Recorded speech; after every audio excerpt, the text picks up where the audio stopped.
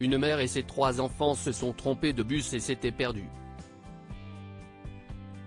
Puis, elle s'est aperçue trop tard qu'elle ne pouvait pas acheter de quoi manger à ses enfants, jusqu'à ce qu'une voix grave la surprenne et lui offre une aide indispensable.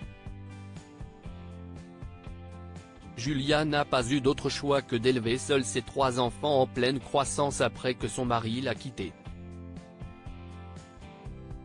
Il l'avait trompée avec sa meilleure amie et, lorsqu'elle a découvert son infidélité, il l'a quittée et a cessé de subvenir aux besoins de leurs enfants.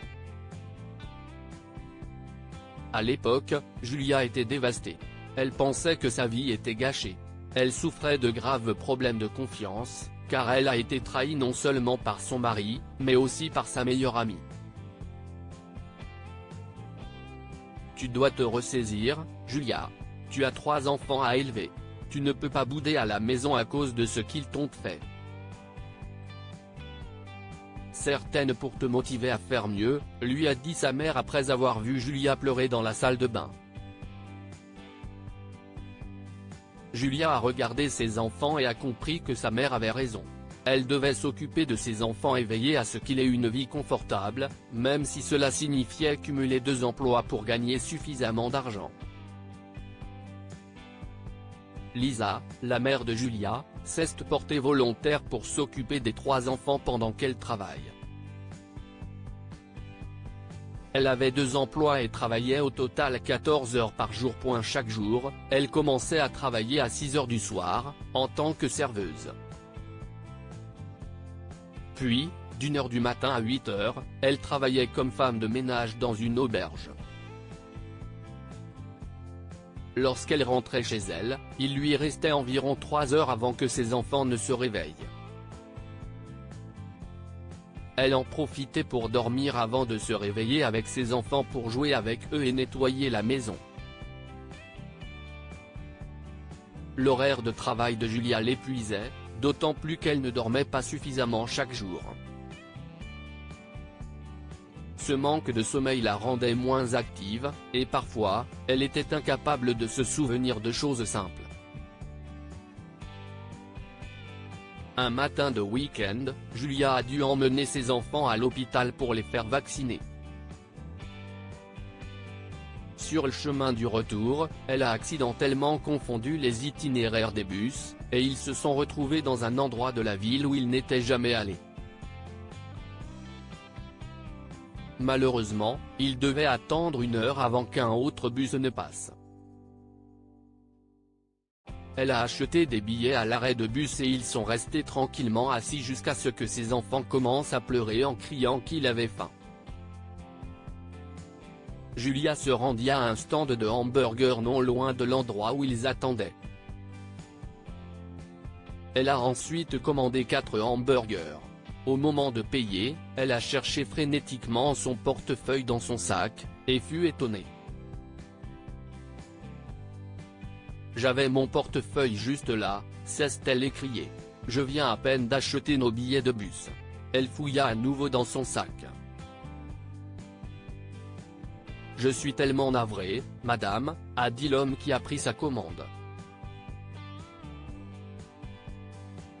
Cette partie de la ville est connue pour ses vols. Julia regarda ses enfants, honteuse de ne pas pouvoir leur acheter à manger. Elle s'est excusée et leur a dit qu'ils devraient attendre 1 heure avant de pouvoir manger, mais ils ont pleuré encore plus fort. « Maman, je n'aille pas manger de la journée », se plaint sa fille. « J'ai tellement faim. » Julia ne pouvait plus. Ses yeux commencèrent à se remplir de larmes. Soudain, elle entendit une voix grave dire « Ne vous inquiétez pas ». Elle a levé les yeux et a vu l'homme du stand de hamburgers sortir son portefeuille. Il paya les hamburgers, prépara un sac pour Julia et le lui tendit. « S'il vous plaît, prenez ça. Si est-il la maison qui paie ?» lui dit-il. Julia regarda l'homme avec stupeur.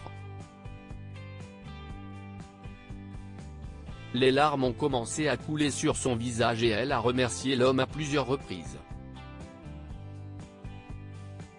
Merci beaucoup, vous n'avez pas idée de ce que cela représente pour moi, lui dit-elle. Puis-je vous demander votre numéro de téléphone? Je vous rembourserai dès que j'aurai de l'argent. L'homme secoua la tête. Ce n'est pas grand-chose, et si est un simple acte de gentillesse que j'aimerais faire pour vous depuis ce jour. Julia a toujours veillé à aider quelqu'un dès qu'elle en avait l'occasion.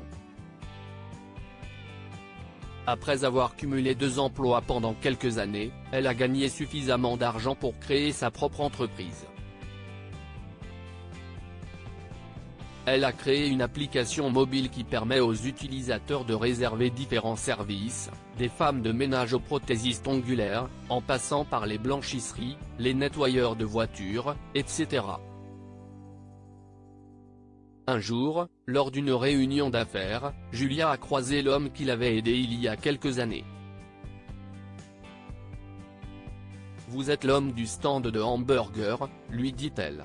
Il sourit, la reconnaissant également. « Vous êtes la mère avec les 3 enfants qui pleuraient », se souvient-il. « Comment allez-vous » Cette conversation a fini par changer leur vie à tous les deux. Julia a insisté pour inviter l'homme, qui s'est présenté sous le nom de Jacob, à dîner. C'était sa façon de lui rendre l'appareil. Elle a découvert que Jacob cherchait un emploi et a décidé de l'engager comme secrétaire de direction. Il l'accompagnait à toutes ses réunions et l'aidait à développer son entreprise. Finalement, après avoir passé beaucoup de temps ensemble et appris à mieux se connaître, ils sont tombés amoureux. Ils se sont mariés et Jacob a adopté les 3 enfants de Julia, les aimant comme les siens. Que pouvons-nous apprendre de cette histoire? Si vous êtes en mesure d'aider quelqu'un, faites-le. L'homme s'est senti terriblement mal que Julia ne puisse pas nourrir ses enfants alors qu'il avait faim. Il est donc intervenu pour l'aider. On récolte ce que l'on sème. Après avoir reçu un acte de gentillesse, Julia l'a rendu. Elle a fini par rencontrer à nouveau l'homme qui l'avait aidé, cette fois-ci en position de pouvoir l'aider. Il s'en est suivi une belle relation professionnelle et personnelle entre eux. Partagez cette histoire avec vos amis. Elle pourrait égayer leur journée et les inspirer.